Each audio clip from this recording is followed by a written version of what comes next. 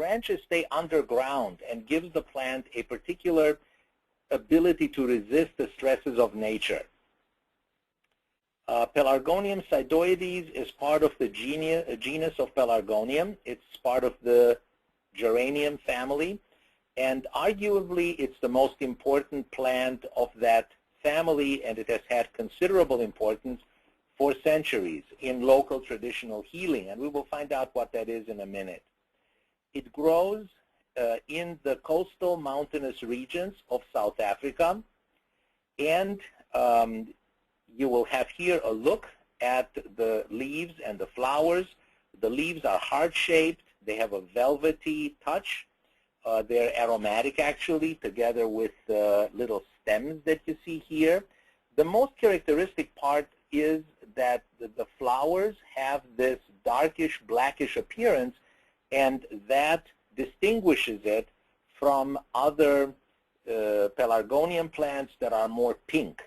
And it is also interesting, of course, that the plant will flower in the South African spring and summer and will be harvested in the fall. So that means that it actually flowers during our winter and one harvests it in our spring. So a plant that is eminently suitable for winter illnesses actually grows during our winter time. The plant, again, we look at it now specifically at the roots, because this is the important part from which the extracts or the teas are made. And these roots start being very fragile when they're in their first year. And then slowly as they grow, you see that they become increasingly thick. And then they get this appearance when they become stressed more and more to the natural environment. And eventually, here at the top, you see this typical appearance of extremely thick roots. They get sliced ultimately into the typical reddish-looking slices that are prepared then for commercial use. And these are then being dried appropriately. Eventually, you see a reddish powdered extract that is being obtained, and I can assure you that when you taste this this original powder that has not been prepared yet for the supplements that we will take, this powder tastes incredibly sticky, woody, very tart. It sticks to the roof of your mouth, and you will try a long time afterwards to wash it down with some water. Now, before we go into the constituents of this reddish-brown extract, let me just go back one more time and ask the question, can the plant itself, can the totality of the plant, can the harmony of the roots and the leaves teach us something about what it actually wants to tell us, how we're going to use it? We all believe that it is really important that in the future we begin to develop this ability to have a sense for the fact that the totality of a plant gives you an insight into its aliveness, into its whole being that goes beyond the sum of its parts. So in order to understand that, of course, we need the help of some of the insights of Rudolf Steiner's. Based on the fact that everybody here has heard of him, I will skip the complete biography, or at least the outline of it. Let me just remark, though, that it is still an amazing thing that in our culture he's hardly known. And one of the most fundamental discoveries that Rudolf Steiner made was this gaining of an understanding that man, if you will, is an inverted plant, or the other way around, meaning that the plant actually has this inverse relationship to us. The roots of the plant really correspond in their function and anatomy to our brain and the nerves. The leaves correspond to the heart, lungs, and the sexual reproductive organs of the plant correspond to the lower part of our reproductive and digestive area. Now, that is one of the fundamental understandings. But within this, we have a special category where we can now look at the plant, at specific areas of the plant, and we will discover that the same principle again holds true in a microcosmos, meaning that plants that will be more thin, that will be fine, that will be more sensitive, have a relationship to the brain, to literally the long nerves that we have in us. And then those plants and those parts of the plants that are thicker, that literally have the fat belly, they correspond to the digestive tract. So let me give you an example here. We all know the plant celandine, and we know curcumin, the spice, the herb curcumin. And look at the roots of the celandine. They're very fine. They're enormously branched out. And interestingly enough, celandine has an enormous amount of alkaloids in its roots. And if you overdose with celandine, you will get nerve paralysis, cramping, spasms, etc. On the other hand, if you look at the turmeric, the curcumin here, you will see very thick, almost potato-like roots. And obviously, we all know that curcumin is related to the digestive tract, to the metabolism. And here you have another picture of what they look like in real life. The plant itself portrays where to what part of the body it goes. Now, of course, celandine, you will say, has also an effect on the gallbladder. But its effect on the gallbladder and bile secretion is more in the direction of a nerve sense process, as opposed to the curcumin that is directly metabolically active. Now, having said this, let's look one more time at the place of Pelargonium. And I've picked two more plants just to simply emphasize the point. On the one hand, look at ginseng. It has an enormous root and a very small stem and aerial part above ground. You would expect that ginseng would be more active on the brain and the nervous system. On the other hand, look at barberry. Barberry is a large bush. It has a yellow constituent that extends through the entire plant. It basically draws its entire metabolism into the roots. So now it becomes more metabolically active. And in the middle, you have the Pelargonium plant, which you can see would be situated between the two of them. It is neither entirely root, nor is it entirely leaves. So what can we expect from that? Well, we can expect that this will be evident also in the extraction. So here, almost literally, you have ginseng for the gray matter. You have the berberine, the yellow sulfur-like looking, almost literally sulfur-like looking for the metabolism. And then in the middle, you have the Pelargonium extract that, in a sense, imitates the blood. Now, here we are not dealing with the ancient alchemist law of signature. We're dealing here with new spiritual scientific insights that can be demonstrated scientifically, and I hope that at a later time we will have the opportunity to really go into some detail in that direction. But so much for today. This explains, however, partially, why in the traditional healing in South Africa, the Pelargonium plant has been used for respiratory tract irritation, even for the treatment of tuberculosis, and also for gastrointestinal complaints. And the plant became famous by the help, so to speak, of an Englishman who was diagnosed with tuberculosis in England in the 1800s, and he was sent to South Africa more or less as a vacation. And there, through one of the local healers, he received Pelargonium and was cured of tuberculosis.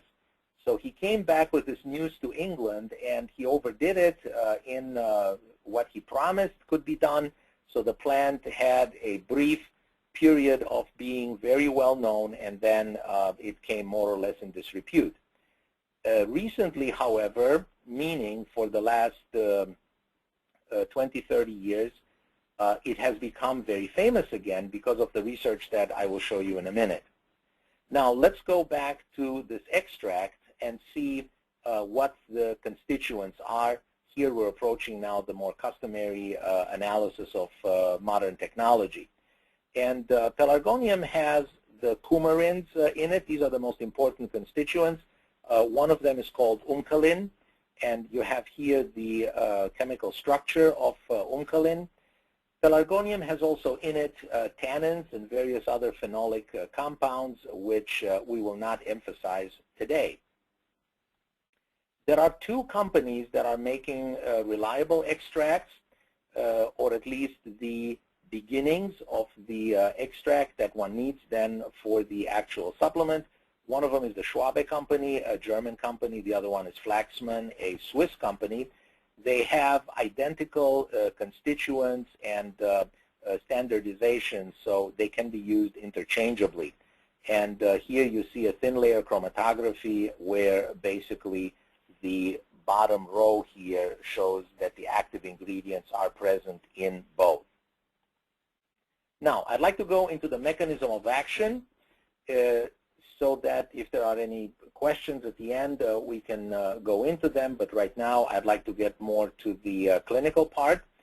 And part of the mechanism of action that is important is that it affects, Pelargonium affects the ciliary beat frequency. Now, we all know that the cilia are the active little hairs in the respiratory tract that bring out the mucus and have important functions in detoxification of the respiratory tract.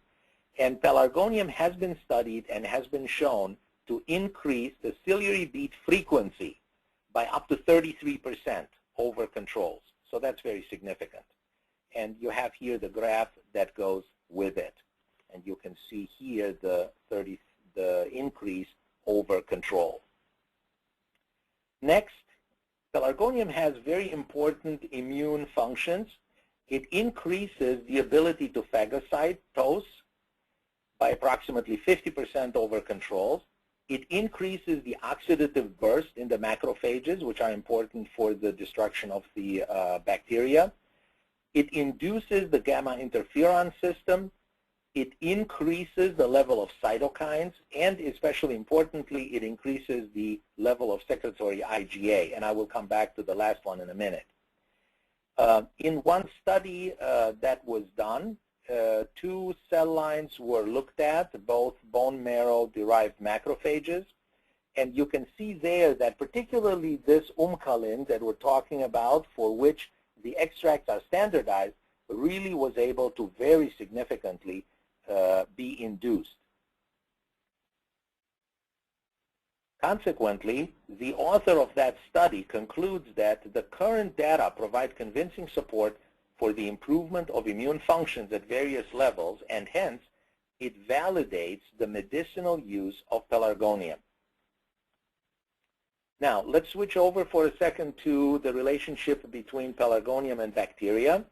And they've done some very interesting studies looking at group A streptococci, and specifically the Streptococcus pyogenes.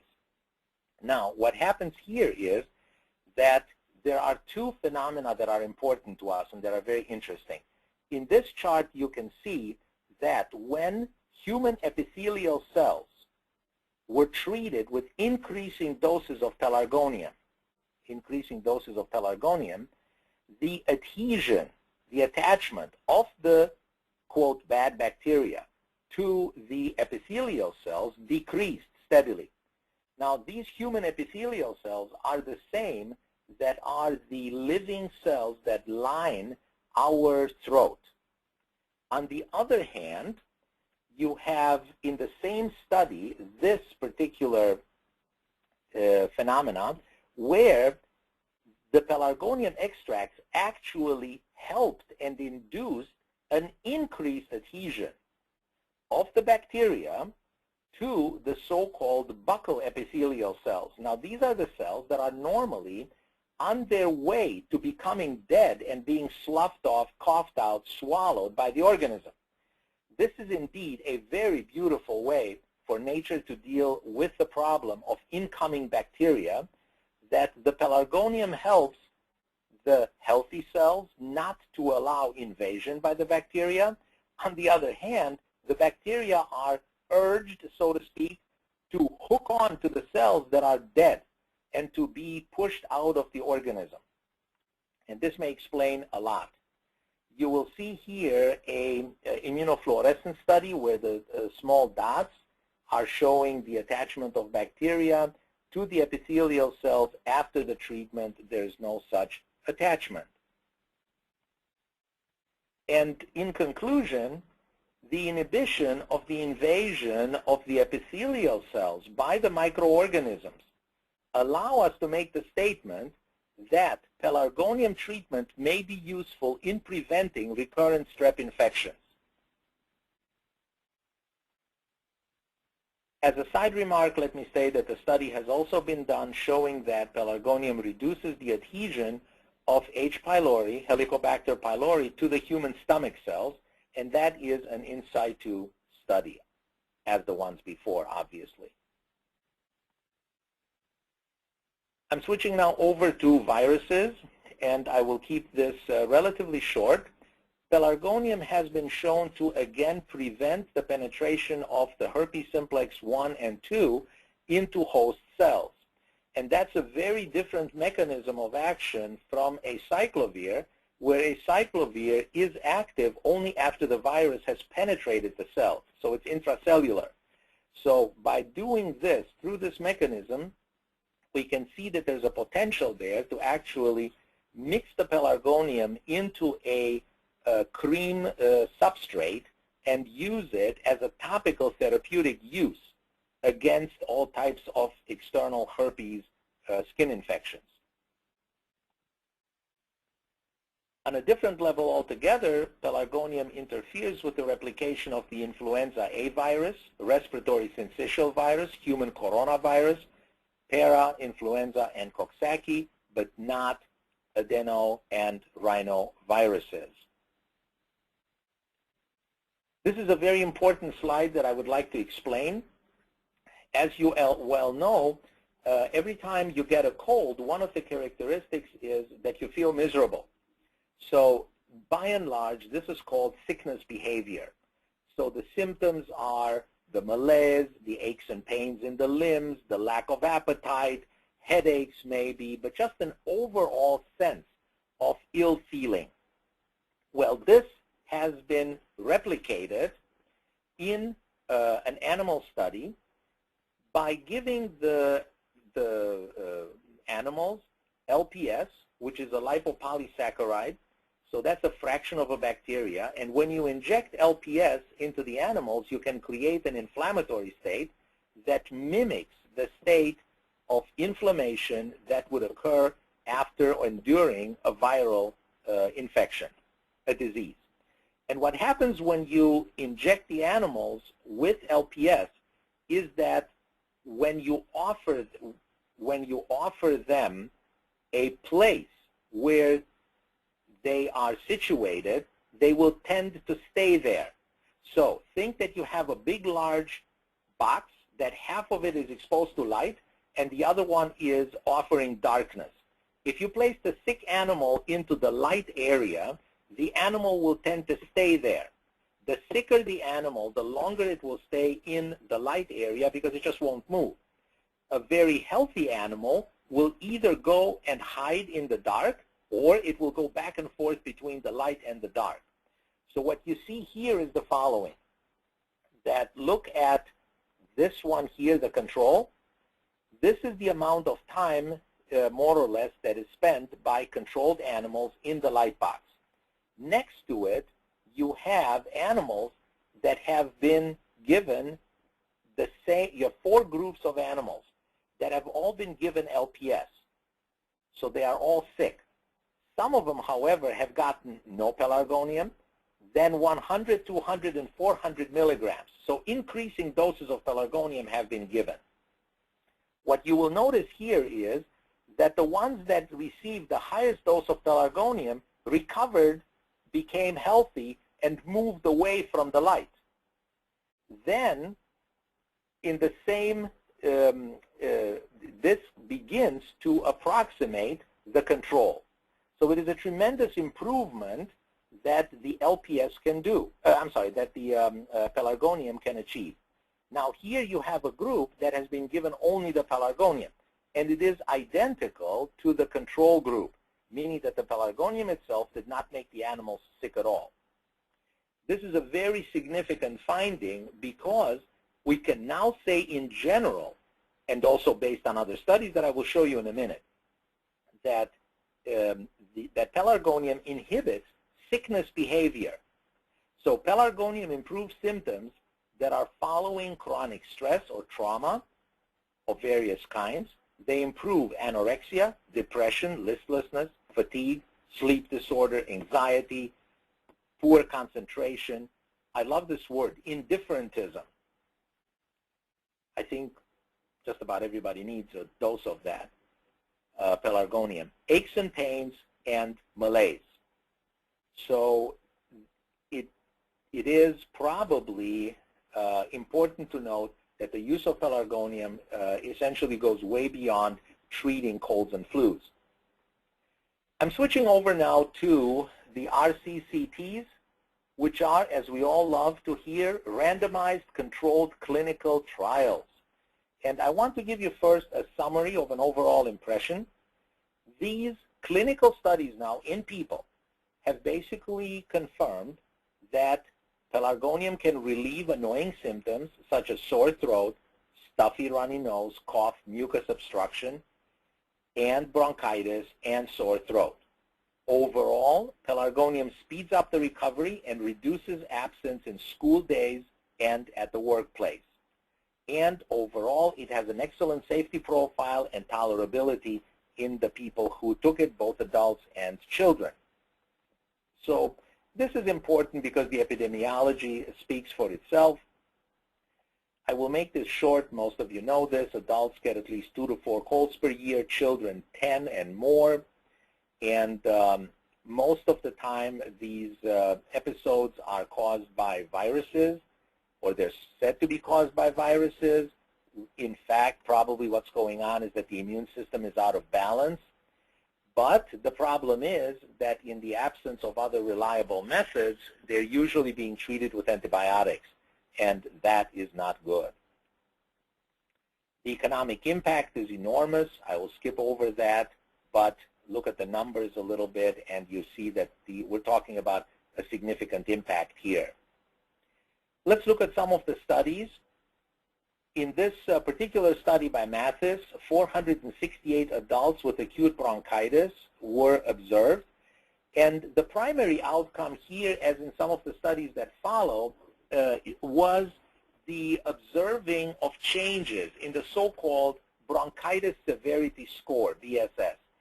And this bronchitis severity score usually starts at about 20. And then one sees how far down it goes. It can go down to 1, 0. That would be the ideal. 0 would be essentially cure. And they've looked here at the baseline, from baseline to day 7. And as you can see, there was a statistically significant difference between the treated and the placebo groups. The treated groups decreased by close to 6 points. The placebo group 3 points. But what is more interesting even is that the work inability was a mere 16% in the treated group, but was still almost 50% in the placebo group. So that is, again, a sign for the significant improvement in the overall health and sense of well-being of the patient. In another study, 124 patients with severe bronchitis were observed for 7 days, and essentially the conclusion was that by day 4, remissions occurred in 70% of the patients as under treatment, as opposed to 33% in placebo. Yet another study showed marked improvement in sputum production and in the other accompanying symptoms of bronchitis, and the bronchitis symptom score again went down considerably more in the treated group.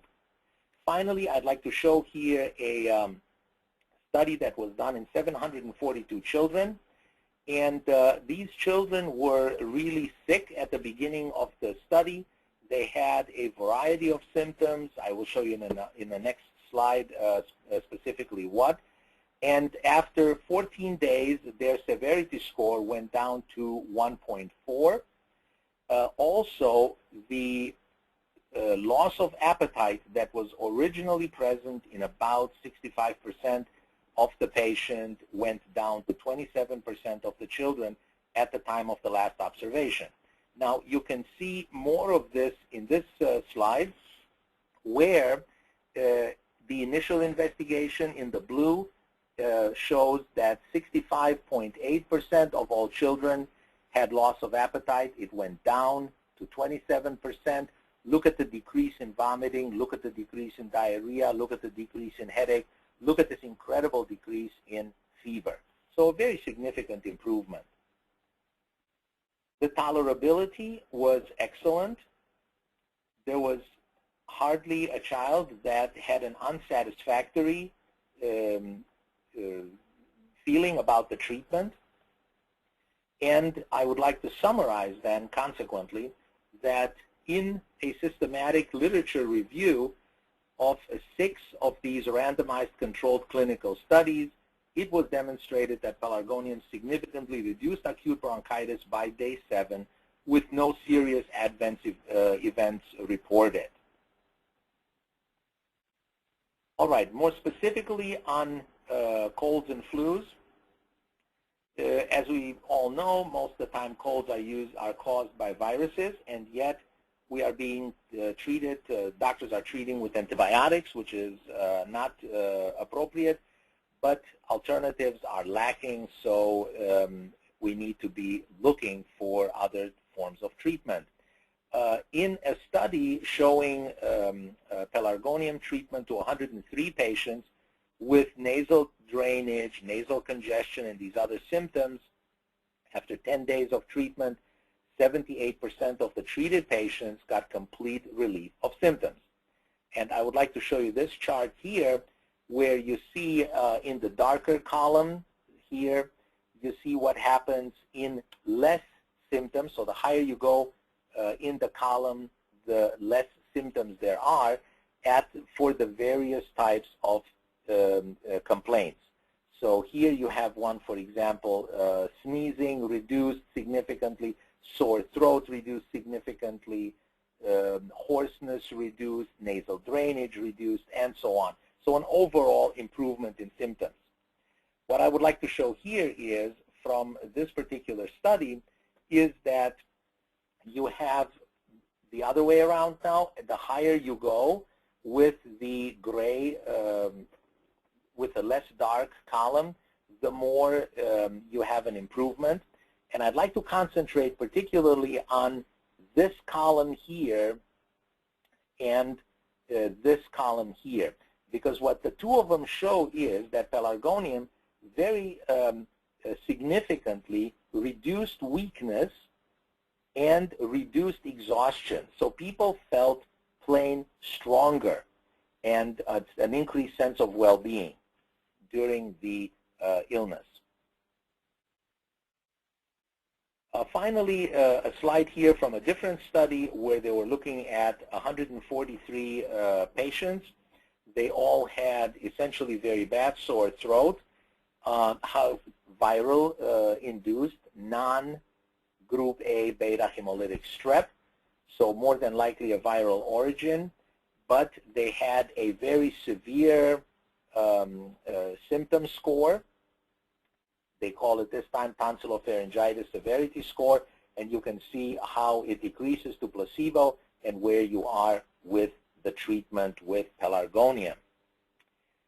Finally, I would like to go to this study with athletes. In general, it is known that athletes who are doing very strenuous workout have a so-called window during which time, so many hours or a day after the severe workout, they may be more susceptible to flus and colds than people that are not exercising. Now, this goes only to extreme athletes, but nevertheless it is important also for the weekend warriors. And it is postulated, because of studies that have been done, that the reason for that is a decrease in salivary IgA, so salivary immune globulin A, which then allows more of the outside germs, quote unquote, viruses and bacteria, to penetrate the oropharynx. Well, in this study, it was shown that salivary IgA is being stimulated in athletes by Pelargonium, so that you can see the difference here between the placebo group and the group that was given the Pelargonium. I think that this gives a pretty good picture for what we're dealing with here. We will come back to the summary one more time, but just to review, Pelargonium, very helpful in colds, in bronchitis, upper respiratory tract infections, possibly preventing strep infections, and possibly, although not studied adequately yet, also effective in a number of gastrointestinal problems. Now, the question arises, of course, what is the safety of this herbal extract? And I believe that all the evidence shows that it is extremely safe. And you have a summary here. In all the studies, it was well tolerated with minimal or no side effects. In laboratory investigations, no liver or other organ toxicity were found. And now comes a let me skip the anticoagulation for a second and actually just simply say that perhaps there is a theoretical, but only theoretical consideration that one should pay somewhat attention to the iron absorption in the people that might be taking Pelargonium extracts, the supplement, for a very prolonged period of time. What happens to people that might want to start with it in September and go all the way to April? I believe that it is a completely theoretical fear. Nevertheless, since Pelargonium has a considerable amount of tannins in it, and tannins may interfere with iron absorption, one could potentially try that out one time and test patients if that would apply towards the end of a long usage period and see if there are any iron issues at that point. I believe that all of that is theoretical, first of all, because the studies have been done for longer periods of time. People have been taking Pelargonium now for many years, and there's never been a report of an iron deficiency caused during the taking of Pelargonium. Nevertheless, here is a mention. One can avoid all of that by simply telling a patient to take the supplement, whether it is a tablet or a liquid, outside of the regular meal time, which probably would increase the absorption anyway. The other issue that is being brought up sometimes is there concern about coagulation, bleeding time? The reason for that is that umcalin, the active ingredient, is a coumarin. Now, when coumarins are metabolized, they can become anticoagulants. They are related then to the drug Coumadin. It turns out, in fact, that that is a non-issue. And I will show that to you here. They've actually done a study where they have looked at what happens in this respect. They've looked at the bleeding time of controls. Just get my pointer working. So of controls, here the black ones are the controls. And then they have just looked at what happens when we're giving Pelargonium alone. And here you see that it is almost identical to the completely untreated controls. However, when we give the animal warfarin, then the anticoagulant, then suddenly the bleeding parameters, of course, shoot up and get dramatically changed. However, when Pelargonium is given together with warfarin, either there is no increased change in bleeding parameters or there's actually less. So that goes to show that there is absolutely no concern in that direction. They've also done studies on Pelargonium together with warfarin, and you can see from this chart that the kinetics and the elimination of warfarin out of the body do not change at all in the presence of pelargonium. The dosage depends on what product you will use. In general, the adults would need for bronchitis or for a cold, a milder infection, 80 milligrams per day. 80 milligrams is the total amount of the extract that contains in it a minimum of 0.3% of the umkalin. And the two companies are producing a standardized extract that is then prepared for commercial use that has these parameters. Now, if you have a more severe sinusitis, you can essentially double the dose. For the children, it's perhaps half the dose for the adults. I don't believe that there's any toxicity, and in general, for my patients, I'm recommending that they take actually more than that, maybe 80 milligrams 2 or 3 times a day, depending on the severity of their flu, and then the results are very good. I've just brought this up here quickly because we should just have a comparison. Look at the difference between the claimed benefits of pelargonium versus marshmallow, ivy, or echinacea. That gives us a little bit of a feeling for how they compare. The question is, can we increase the efficacy of the pelargonium extract when we make a commercial preparation? Is there anything that we can do to it besides the fact that it is standardized? And we believe that there is.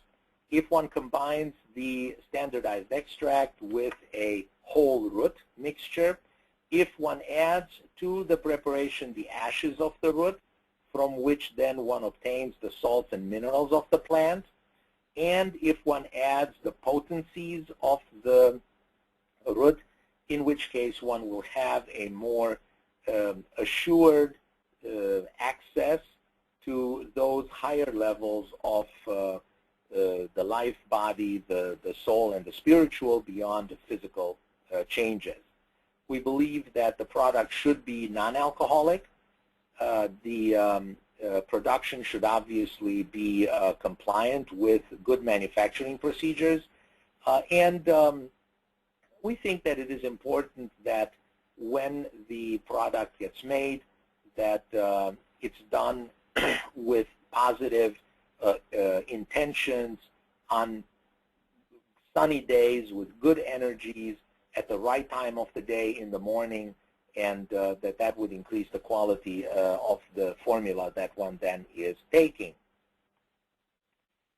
I'm bringing up the slide again to simply remind everybody that Rudolf Steiner specifically talks about tannins, and that and these are present in enough quantities in the extract that it gives it an absolutely unforgettable taste. And then Rudolf Steiner says that the tannins are stimulating the ego organization to work stronger towards the physical, to really penetrate the physical stronger. And we believe that this is one of the greatest problems that we have in medicine today, that we're dealing with people and with human constitutions where people cannot really penetrate their physical body enough, that they're sort of floating a little bit above. So anything that could stimulate the ego organization towards the physical, to grab the physical better, is actually has a very salutary influence. Rudolf Steiner talks about plant ashes, that they can increase the breathing and the respiratory capacity, which is where our belief in the necessity to add ashes to the formula comes in. And of course, he talks about the various ingredient potencies, substance potencies that go in their effects beyond the physical. Here I'd like to show you some images of what it looks like when one actually makes one of these formulas. And you can see here that the attempt is made to actually bring this completely insoluble product into a good solution, and it is an interesting alchemical process here to make it soluble and to improve the taste such that it is actually a pleasure to take. There's always a certificate that should be given that shows that one is in fact having pelargonium in the mix. And finally, I would like to summarize that pelargonium is a natural cold care from the root. I've reviewed with you the threefold activity profile against a number of microbes, improvement of the immune system, and improvement of the functionality of the lungs and, by extension, the digestive processes. We have shown that multiple studies have reported the shortening of the duration and reduced severity of the various types of irritations and illnesses, and that it acts fast and it is proven to be safe for adults and children. So I thank you for your attention. I hope that this told you something about it, and I will turn it over to Mark now to just tell us a couple of more words at the end. Great. I hope you can hear me now. Ross, can you confirm that? Because I was on mute. Yeah? Yes, I can. Great. Thank you for that wonderful presentation.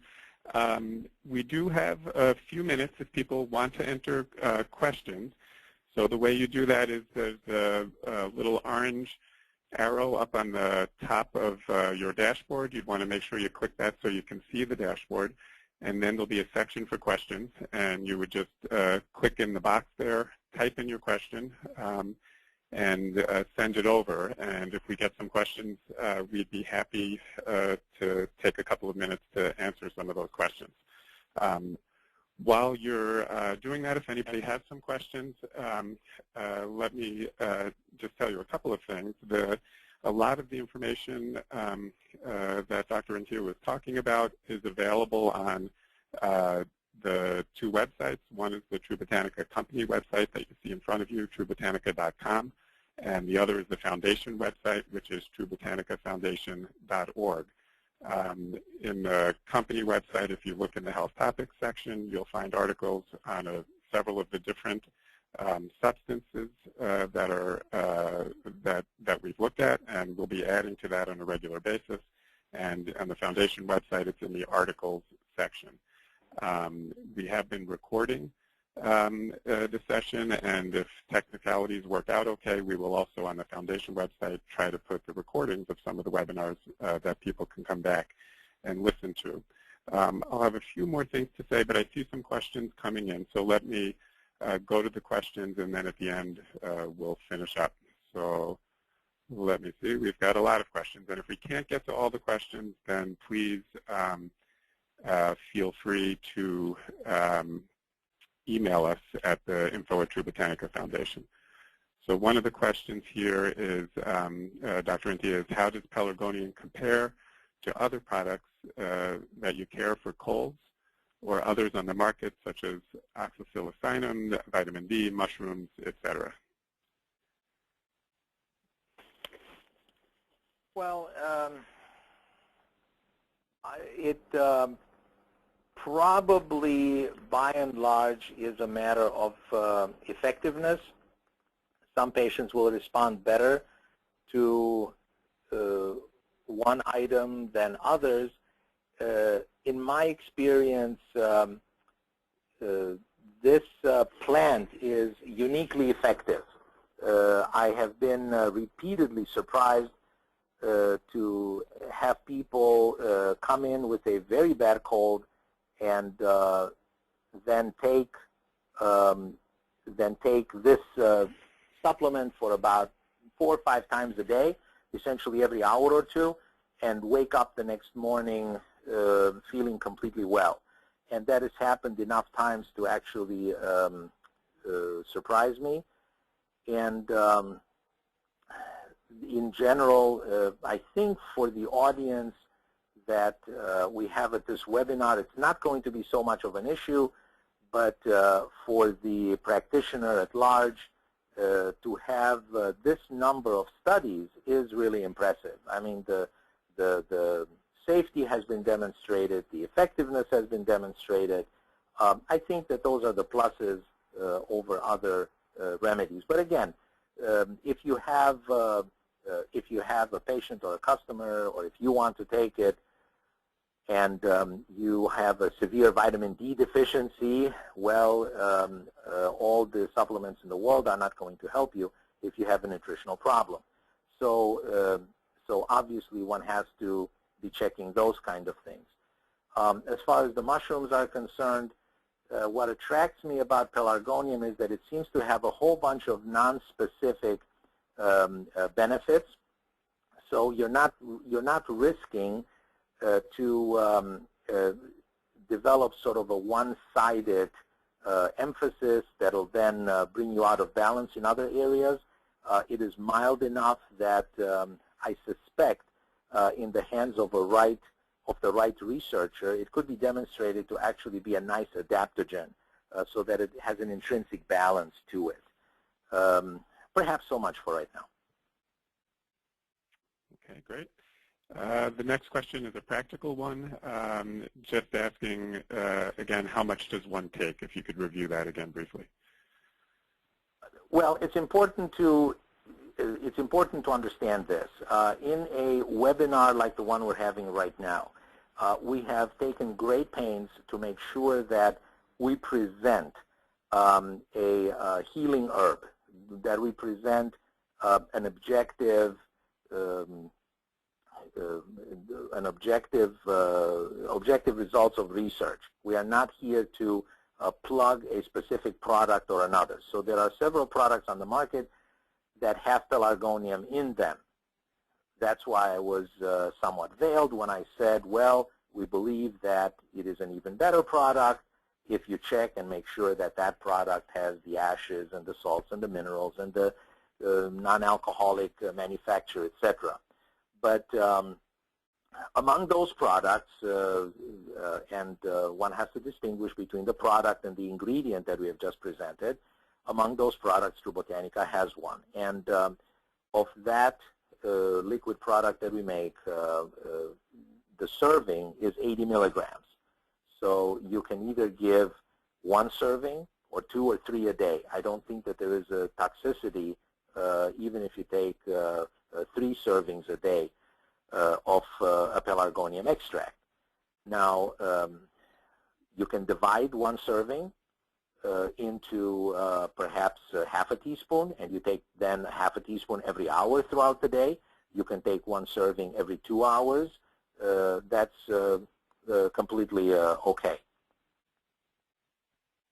Great, good, thank you. And I guess I would just add, you know, again, if you look back at what was presented in terms of the total milligrams per day, then you can look how much is it in each of the different products, and that would be clear there.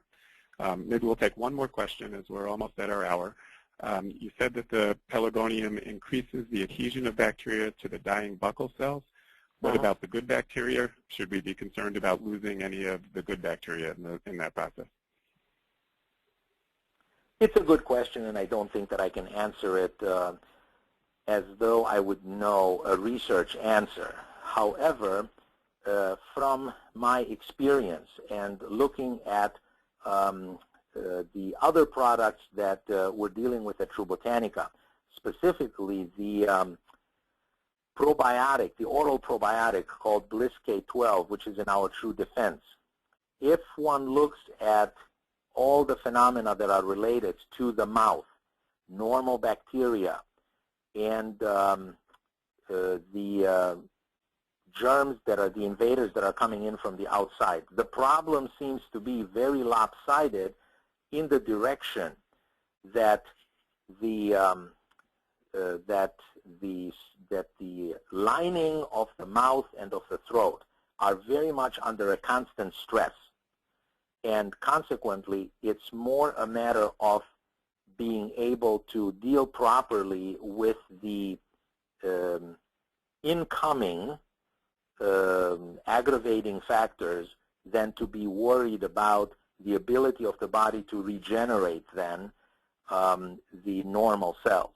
I I'm not making perhaps 100% sense or any sense, but what I'm trying to indicate is that that does not seem to be a problem at all. Great. Okay, thank you very much.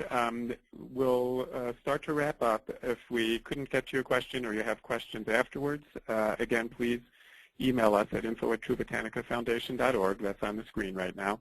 And we would also very much appreciate if people could send us any feedback regarding the webinar today. Again, we plan to do future webinars, and whatever you can let us know, good or bad, will help us in planning the future webinars or questions or concerns you would like to see addressed. As I mentioned before, yeah. One more before you wrap up completely for the participants. You know, I have told you that I know an unsatisfactory answer when I hear one, and that came from me. And I hope that at least somebody is going to remember this question and come back in a couple of months and ask it again to see if I have anything different to say. Until then, however, I think the reasonable answer would be this.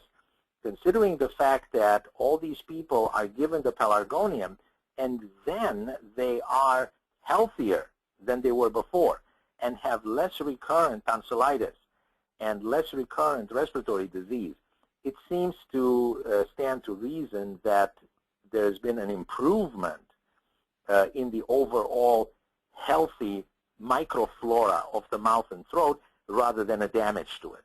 So that's the only sort of logical comeback that I have. Yeah, great. So I'm done with that. Thanks. Good. Thanks for adding that. So once again, information, there's a full article about the Pelargonium on both websites. The Foundation site has multiple PDFs with the references and the full articles of the research that Dr. Rentia was referring to. Also on the Foundation site, we have an events section that lists presentations where we'll be participating in person, and we'd love the opportunity to meet any of you if you happen to be in that area. So if you want to take a look at that, it's important to us to have a personal connection with people, and the more we can do that, then we have a stronger foundation for these online meetings. The Foundation, just briefly, again, is a nonprofit 501c3 organization, and we depend on support from the public to continue the work that we're doing with the research, the education, and the social outreach. So we encourage you to take a look at the website. There's a lot of interesting information there. Some of the areas, basically for a small donation of $10, it opens the entire website to you, which is where some of this information is behind. And obviously, if people are able, you can donate more than that. And again, that will greatly support the work we're doing here. Our current plan is to hold the webinars on the last Wednesday of every month. The next date will certainly be on Wednesday, January 25th, again at 3 p.m. Central Time. We'll announce the details via email, so if you're not on our email list, please go to the website and sign up. And we'll also post it under the webinar section on both websites, and I'm sure it'll show up on the Facebook pages and things like that. Once again, on behalf